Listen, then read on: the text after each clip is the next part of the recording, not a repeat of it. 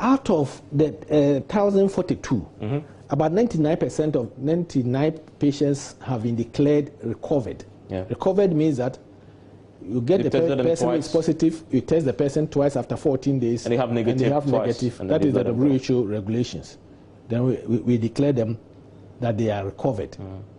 And the third point is that out of this 10,042, which is the cumulative figure, and if you deduct the number of people who died, that's 9.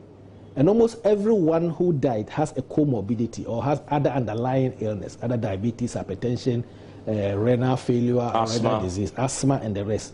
So it means our patients are relatively well. So most of them don't have symptoms. Those who have symptoms, and we still don't have anybody on ventilator. Nobody so far. About I think 1 or 2 of them who died went on ventilator.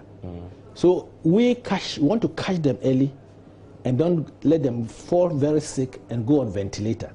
That is not the case in the US. Yeah. Or Italy. That's not the case in Italy. Spain. Or Spain. Yeah. Or on UK, where they are locking. You know, I'll quote WHO, the Director General, he said that locking alone doesn't solve a problem. If you lock and you don't do anything, you don't solve a problem. You have to lock. You have to lock, trace, test, isolate and treat. Yeah. And in Ghana, what we have done is doing the test triple T. I'll even add I. Trace, test, isolate, and treat. So clearly the numbers inform the decision. The numbers, that is the science. The first thing, the numbers inform the decision. The second point is the severity of the disease inform the decision.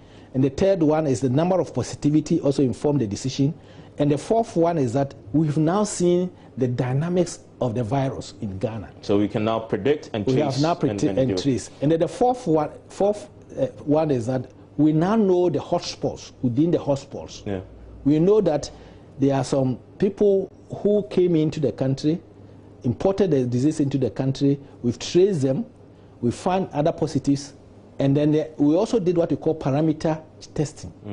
When you got to Accra, for example, first time we saw that people there were a few cases, positive cases in Ayawaso West, some positive cases in Adenta, in Bawe, Weja Bawe. So when you go there, you see a positive case there, you see a contact. We then also do a parameter and then trace them Let's break down the numbers a bit. So the president, when he spoke, said you've traced some 86,000 contacts. Yes. Clarify that for me. Does that mean that this is the number of people you've tested? The number of people you've taken samples from. You take first the samples. Okay. So that is important because I wanted to clarify that. So 86,000 people you've taken samples from. Out of that, he says that you have the results from 68,501. Yes. Results from that. Yes. Now, so that means that, and you have a backlog of 18,000. We'll come to the 8,000. So the 68,591, those are the people you've tested and you have the results for. Have the results for. Question. Out of this 68,591 cases, are these individual single tests per person, or it includes duplicate tests for individuals? It includes duplicate tests, because as I said, when somebody is tested and is isolated and being treated, after 14 days we do a second test. The person can be positive. If he's positive, it's still counted as a test. So we don't count the individuals, we count number of tests. Okay. So what it means that the number of patients will definitely be less than the number of tests. So just to break it down so that we understand, what it means is that if Evans Mensah tests today positive, you test me again. In fact, you test because we had cases where people test negative. Yes. You test them again, they turn positive. It's likely it's because possible. if you catch them early. Yeah, exactly. It's not about 3 to 4 days. And then to clear you do 2 tests. 2 tests. So it's possible that for Evans Mensah, you might have tested me 4 times. Yes. So right? you count it among the 68,000. So it will be, in counting it, you say 4 tests, not 1 test. Yeah, for Evans Mensah. Yes, those that we do the repeat test to test negative, they use the same code number. But when we are putting it into the national testing figures, we clean it. So we batch them together that he has been tested before. Okay. So if this number includes the duplicates, I remember that you're doing your percentages for the number of infections, number of positive infections from that number. That can give you a false percentage figure. No, that's what I said. Maybe I have to come back and tell you. What you do is that if the person tested at the same place and the test was done in such a way that there was no change in name and change in code number. There are some people who have gone around testing about 2 or 3 times that I tested here, but I forgot, I'm going to test again.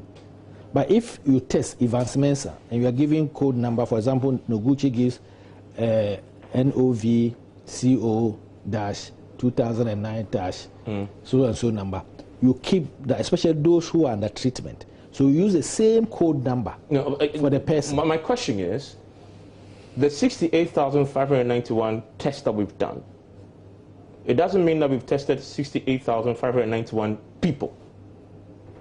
Correct? Yes, it can be. Okay. It can be that way. Yeah. In fact, that's what it is. That's what it is. Mean that, yeah. What it means is that we have tested less than that in terms of individual cases. Yeah, but it's very few. It's only those maybe who are positive who will be tested 2 more times.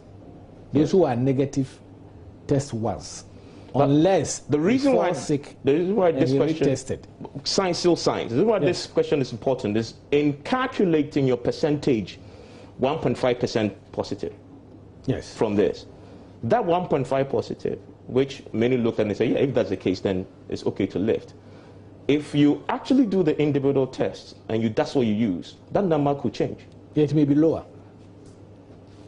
But it could change. It means that if the person was tested twice and we took it as twice positive, but we would have asked as only 1 person positive. It means there will be less people who have tested positive. Yes. But there will be more tests. The test will remain the same. No, the test could go down. No, the test may be the same because the test will definitely go down. No, you are doing tests. If you're just doing the test. You are doing tests. Yeah. So you do the tests, and then when you finish the test, and there are more, maybe 1 person has tested positive twice, and you are counting as a person. It means that the number of positivity will go down, but not the test. But why don't we just use individual tests instead of the duplicate tests? No, I mean, don't let us dwell too much on. No, but that is important. Because the problem is that because you see, the president said, for example, that we are leading on the continent when it comes to testing, right? And you use that to say we've tested 68,000 per population. But that includes duplicate tests. I mean, so that then, if you disaggregate the numbers, could pose a challenge to that. We've done tests. That's the most important thing. Every test that you do comes with a cost. So if I'm the manager and I'm buying test kits, I buy test kits and I know that if somebody is positive, I'll test 3 times to declare the person recovered. So when I'm counting the number of tests that I've done, I'll count the number of tests that I've done. But when I'm disaggregating, then I'll take the individual because they will have the same test kit code. But the number of tests that I've done is actually the cost of the reagents and the cost of. So at what point do you disaggregate then? It's when it comes to Ghana Health Service, they disaggregate it to make sure that the testing which are done. But you don't think in communicating to the public, you need to give us that information too? Yeah, that's what I'm telling you now. But we should have known before. Definitely. That's what I'm telling you now. In the interest of being candid and honest. Listen to the way you started this whole campaign. Yes. You promised us honesty, data. So you introduced briefings. So this is definitely a fundamental piece of data that we need to know. Evans, that's why 2 months into the campaign. That's why I'm giving you the data. Don't discount the number of tests you've done in this country. Don't discount the number of tests we've done in this country. We are testing, and we are testing. There are some cases that they have. There was one country where they asked how many positive. You are the only African country which have not have positive. Say yes. Because we don't test. Because I haven't tested. Because I don't have money to buy any test. But we are investing in testing. So the number of people that we test, or the number of tests that we do, is very important. It's very important. But from your analogy, if you are looking at the negative cases or the positive cases, it means maybe somebody who tested positive and is retested again will be another positive. But that person is counted twice as positive. It even will increase the number of percentage of positivity.